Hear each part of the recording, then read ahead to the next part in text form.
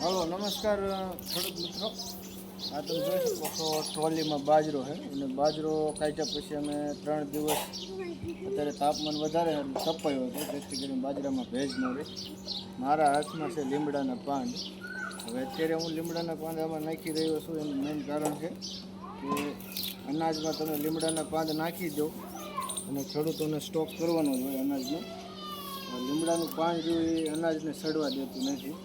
આવી રીતે નાખી દેવાનું અને પછી થેલી ભરીને મોટું બાંધી દેવાનું. ખાસ કરીને આને પહેલાં તપવવાનું, તપવી અને બીજા દી સવારમાં વહેલો થોડોક બાજરો અનાજ ગમે તે ઠરેલું હોય ત્યારે લીમડાના પાન નાખી અને પછી થેલીમાં ભરી લેવાનું.